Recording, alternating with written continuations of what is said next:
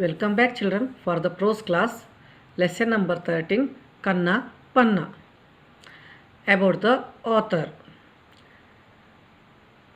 Jia Vitakar writes about wildlife and conservation. She has been very active in protecting reptiles, working in the snake park and crocodile bank in Chennai. Jia enjoys writing both fiction, non-fiction and also poetry. Read her book Cobra in My Kitchen. If you have enjoyed this story, perhaps you can also read Wings to Fly, The Life of Malati Holla and other delightful books. Let's begin with warm up. Dear children, take turns to play a simple game. It is better if you play the game outdoors. Blindfold a friend, set up some obstacles on the path, then ask the blindfolded person to go from one place to another, listening to your directions. After each of you have played the game, share your experiences. How did it feel to walk blindfolded? What helped you walk? Did you tend to use any other parts of your body or senses more than when you were able to see and walk? Dear children, here the boy is telling his life experiences. So let's read this lesson. Look up, head up, said Appa again. I raised my head once more. In those days, some years ago, my head was always down. My Appa gave me the heads up order many times a day. Amma's orders were about clothes. Dear children, the boy's father would always say to him, look up, head up, because he would keep his head always down. His mother would say, tuck in your shirt, straighten your collar, redo the buttons. She would always say him to be neat and tidy. When her younger sister, Mai Chiti, came to stay with us, she scolded her. Is that all you say to the child? Do this, do that? Don't you ever talk to him normally? Scolded means gadarisu. There is nothing to say. What can I say? And he doesn't say anything either, Amma said. That was true. I didn't say much. There wasn't much to say. Or maybe there was too much to say. Although I didn't speak much, words played inside my head. They still do. They roll and tumble and play games. Tumble means fall, beelu. It's a verb. They look for rhymes in each other. When Amma said, don't play with dirt, my mind said, and tuck in your shirt. When Appa said, hold up your head, my mind replied, what did you say? Yes, sometimes it sounded wrong, but I hardly ever said it aloud. My Chiti took me to stay with her for few days. The one and only rule she and Chitappa had in their house was, do what you like, but don't bother us. So Selvi, Mohan and I did what we liked. We filled our pockets and mouths with sweets, untied the neighbor's cow, played with the goats, got dirty and enjoyed ourselves. Then Chitappa decided we would go to the cave temples nearby, and that was the day my life changed. Chitappa had this trick of going on trips in the middle of the week. This way, buses and trains were more empty. No crowds, no noise. Trick means idea, upaya. Dear children, name some of the caves, temples in India. Getting off the bus, we were soon inside. The temples are in a large maze of tunnels and caves. Tunnels means Suranga Marga. It's dark inside, very dark. Even in the middle of the day, there are large bright tube lights everywhere.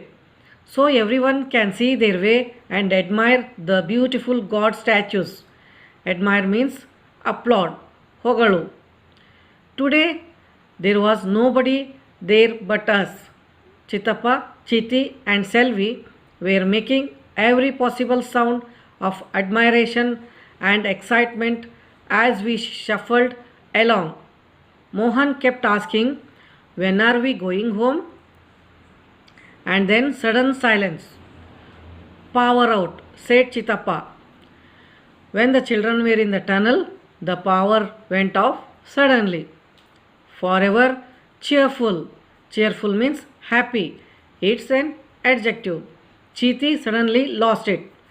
"Thanks for telling us," as if we haven't noticed. "It will come back," he said. "They have big generators and all that." But the power never came back. And the big generators didn't come on. I couldn't sense the fear rising and rising. Selvi and Mohan began to cry. And then I heard my own voice.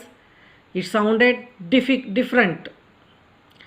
Why are you all so upset?" I couldn't feel Chiti's anger. She wanted to break my head. "Don't you have a brain? Don't you realize we are trapped? How are you going to get out of here? We are finished." Realize means arivagu. Trapped means catch. It's a verb. Finished. Just hold hands and follow me." Everyone went quiet. They must have been surprised, but I had already started the long walk out. Lights on or off, as if it made any difference to me. My body knew how to get out. I only stumbled once. Stumbled means muggarisu. And that was because Chiti was holding on to me too tight. For once, others were depending on me. It felt good, and I talked all the way out. I told them to be slow, careful, calm, that everything would be fine. I continued to talk after we got home, and I never stopped. By the time Appa enrolled me in the school, I had become quite a chatterbox. Chatterbox means a person who likes to chatter. I was the oldest student in my class and the tallest. School started off badly because of the rhymes. The first morning, when the teacher asked me my name, I said Kanna. Then, before I could stop my voice, it said Kanna Panna. I could sense the change in Sir's tone. "Not funny," it said. Then, during morning break, I tripped over something in the playground and landed on Murugan, making him fall as well. Tripped means muggarisi beedu. He was not happy. "Can't you see?" he shouted angrily. "No, I can't," I answered. I wickedly means morally wrong. I wickedly enjoyed his shocked silence. "Ayya, so sorry." "Sorry, Pori, it doesn't matter." "Matter, patter," Muro answered and became my best friend. Dear children, from this lesson, you have come across the grammar part, coordinating conjunctions. Read the sentences.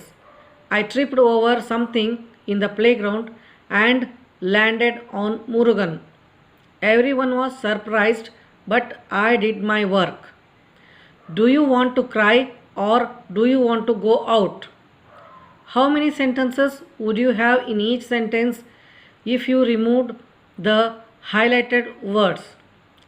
Sometimes we join two sentences or two parts of a sentence, words, phrases, or clauses. The words we use for joining these are called conjunctions. Coordinating conjunctions link items that have equal status grammatically as in the above sentences. The most common coordinating conjunctions are for, and, neither, nor, but, or, at, and so. Conjunction for, to suggest reason, and its usage is to connect words or groups of words that are similar. Neither nor, it is used to suggest that two things together are excluded. But is used to link different or contrasting parts. Or is used to suggest a choice. At, it is used to show opposition. So, it is used to show an affect. Word power. Kanna was not able to see with his eyes, but he had other qualities that were praiseworthy. He could make rhymes. He could lead people to safety and be a leader in times of crisis. Everyone has some quality or other. Not being able to see, hear, walk, or speak does not take away from any person going their goodness or abilities. We therefore call such people as differently abled. The special terms for those who cannot see is visually challenged. Who cannot hear is hearing impaired. Who have cerebral palsy is mentally challenged. That's all for today's class, children.